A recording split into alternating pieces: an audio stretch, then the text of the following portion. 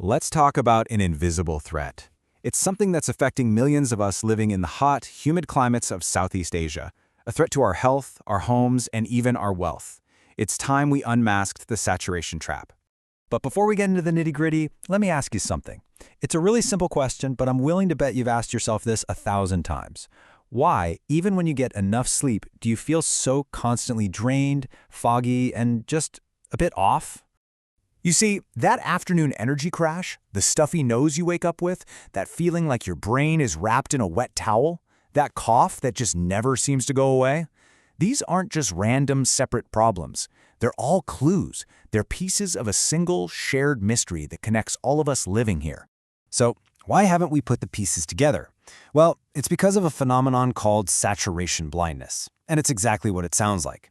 We've become so used to the culprit, it's become so normal, that we've just stopped seeing it as a threat. It's a danger that's literally hiding in plain sight.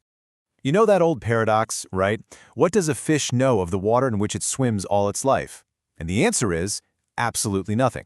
Well, we're the fish, and the constantly high humidity we live in every single day, that's our water. It's so constant, so ever-present, we never even think to question what it's actually doing to us. So let's do that now. Let's look at the direct physical impact, because even if we're blind to it, our bodies are not. Our bodies are fighting a battle against this environment every single second of every day. Think about this for a second. Have you ever come back from a trip somewhere drier? Remember that exact moment you step out of the air-conditioned airport back into the open air? That physical wall of heavy, wet, hot air that just hits you. That feeling is very, very real. And there's actual physics behind that hit. In dry air, your body cools itself very efficiently. Sweat evaporates, and you cool down. Simple. But in our air, which is already saturated with water, your sweat has nowhere to go. It can't evaporate. So your body's internal cooling system basically stalls out. This puts your body under constant, low-grade biological stress, and that is the real source of that chronic, deep tiredness we all feel. And this invisible stressor, it's not just affecting you. It's acting like a slow-motion poison that targets every single member of your family, but in very different and very specific ways. Let's break down how. For the kids, this often shows up as the condo cough. They aren't just breathing air in their bedrooms, they're inhaling a biological soup of mold spores and dust mite allergens that absolutely thrive in damp conditions. This is what's really behind that persistent night cough that no medicine ever seems to touch. For women, it's often a two-pronged attack. First, the constant high humidity damages the skin's natural protective barrier, which leads to flare-ups and makes skincare products feel less effective. And second, it triggers something called tropical lethargy. And yes, that's a real term for that bone-deep tiredness that comes from your body being in a constant losing battle to cool down. For men, it's the wet hat brain fog. When your body can't shed heat efficiently, your brain's executive function, the part that controls focus and decision-making, literally slows down. This is where that irritability comes from, that lack of focus, and that general feeling of being physically and mentally weighed down. And what about our parents and grandparents? That joint pain they feel right before it rains? It's not just an old wives' tale. High humidity actually causes the soft tissues in their joints to expand, leading to inflammation and real pain. They aren't predicting the weather, their bodies are physically reacting to it. And of course, we can't forget our pets. They live their entire lives down on the floor, where humidity and mold spores are most concentrated, and they have no way to escape. It's no wonder that chronic skin conditions and those awful yeasty ear infections are so common for pets across the region. So it's pretty clear our health is under attack. But the damage goes even deeper.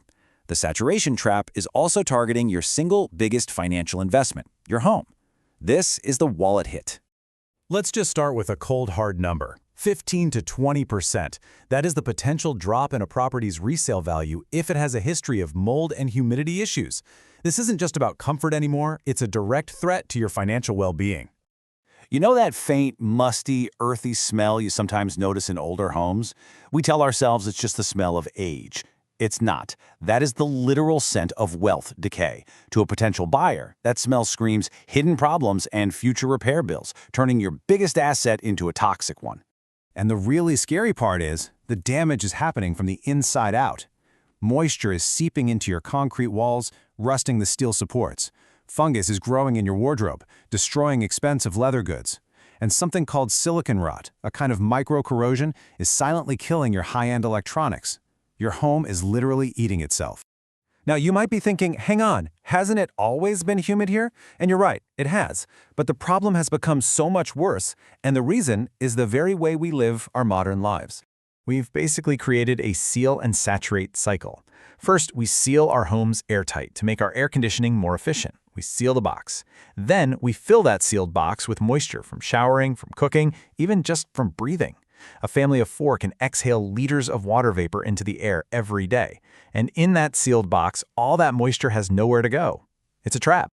Now, after hearing all of this, the situation might seem pretty bleak, but it's not. The key is to shift our mindset from just passively accepting the problem to actively engineering a solution. We absolutely can escape the trap. And the real solution isn't just buying a small dehumidifier and sticking it in a corner. That's a Band-Aid on a bullet wound. It requires a multidisciplinary shield.